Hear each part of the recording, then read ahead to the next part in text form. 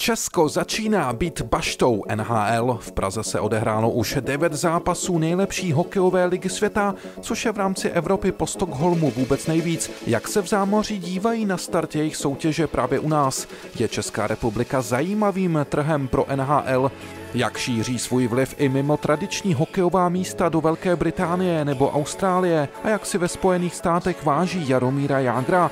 To nám řekl Dan Rosen, legendární americký žurnalista pracující od roku 2007 pro oficiální web ligy NHL.com. I mean, Jágr is very much a legend. There's no question about it. I mean, when he went to Pittsburgh last year, it was a outpouring for him to get his number retired. And you know, anywhere you go, if Jágr was going anywhere in the U.S. or Canada, he'd be recognized, especially by hockey fans. So, you know, obviously very well thought of, and I think everybody back home is amazed that the guy's still playing at 52 years old. Jágr po návratu z Ruska zamířil z pohledu Pittsburghu do nenáviděné Filadelfie. Tehdy na něj fanoušci Penguins bučeli, ale dnes ho znovu mají rádi.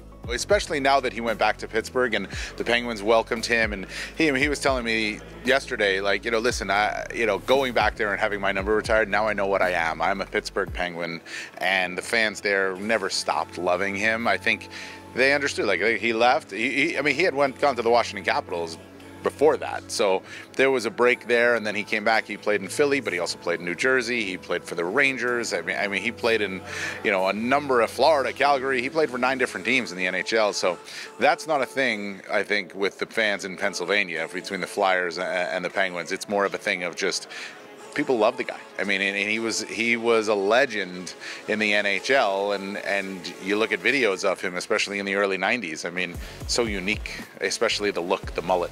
V Americe vědí, že Jágr pořád hraje a tím za oceánem šíří povědomost o České republice. Oh yeah, they know. They know. I wrote a story about it actually yesterday, when I talked to him, and I actually went we were at a game in Kladno on Tuesday night, and it was a great experience to watch him play there. But fans definitely know it's still news back home, back in the States, back in North America, that what Jágr does. Like, if Jágr scores a goal, like, that becomes news back in North America, only because we don't see 52-year-old guys playing, you know, professional hockey back there, but he's doing it here, and it's quite amazing.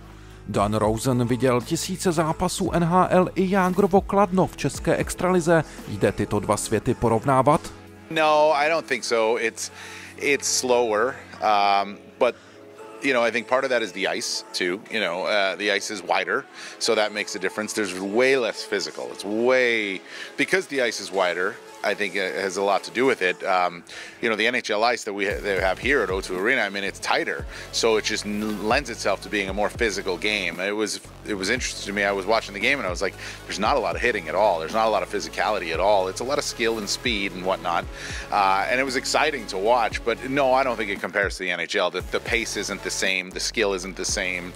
I mean, the best players that would want to play here are playing there in the NHL. David Pastrnak is a perfect example, right? He's elite, and he's elite at the top level. Well, I think Czech hockey is great. I mean, listen, he just won the World Championships. The fans here are incredible. I was talking to somebody who's at the grassroots level, who used to play here. I was talking to him yesterday, and he was saying that for a while there, it was hard to get a stick in anybody's hand, and now it's starting to come back a little bit. And again, you have guys like Pastrnak who are helping to bring it back. You know, I mean, back home, the World Championships is not a big deal, right? I mean, the Stanley Cup's the big deal, but here the World Championships are huge. And I was also talking to some guys, some NHL coaches who were here for a coaching clinic. Todd McClellan in particular said to me, he goes, it's not a surprise that Czech hockey is good and will continue to grow and get better and better and better, because the grassroots level, you know, the coaches of the youth level are so engaged. They had 350 coaches at a coaching clinic run by, you know, that Todd McClellan and Jay Woodcroft were at, and that's a lot. And they were all from, you know, lower level 10, 11-year-olds all the way up to the national team. Čechů už nehraje v NHL tolik jako v 90kách a na začátku milénia. NHL ani nepozvala český tým na světový pohár. Byla to chyba? It's the Four Nations face-off, and they had to, you know, the way it was termed is Gary Bettman and Bill Daley, the commissioner and the deputy commissioner, termed it as it's an appetizer of international hockey, best on best. The Olympics obviously would be the main course, and then the World Cup. If all goes to plan, the World Cup will come after in 2028, and they'll go on a schedule that'll have Olympics and World Cup every 2 years, right? So Olympics in 26, World Cup in 28, Olympics in 30. And at that point, I think you're gonna see, way more countries involved. But this is just, they wanted to get something on the schedule, pique interest in international hockey, but keep it small. The World Championships are going on at the same time as the Stanley Cup playoffs. So fans are so engaged with their teams, right? And when if their team's eliminated, they'll follow what's going on in the World Championships if they have some players over there. And yes, certainly for the national pride. But when it comes to Olympics, absolutely. There's no question about it. The interest for the Olympics, I would imagine, is on par in Canada and the U.S. as it is in here in the Czech and in Sweden and in Switzerland and Finland. It's huge interest. I mean, I was at the game in 2010. I covered the Olympics in 2010. The gold medal game was enormous, and it was a US-Canada game. Česko má jen okolo 10 milionů obyvatel, ačkoliv v O2 aréně se na NHL nepřišli podívat jen tuzemští příznivci, ale i fanoušci z Německa, Švýcarska, Slovenska, Finska a dalších zemí. Je přesto středoevropský trh pro NHL zajímavý? I think it's great. I mean, the teams are really enjoying themselves. It's a unique preseason. It's a unique training camp, especially for the Buffalo Sabres because they've been here for almost 2 weeks, being in Munich first. Teams, the players like it because it gets them going, it gets them bonding, it gets them together with their group, and I think that's an important thing. And there's still preseason games going on at home.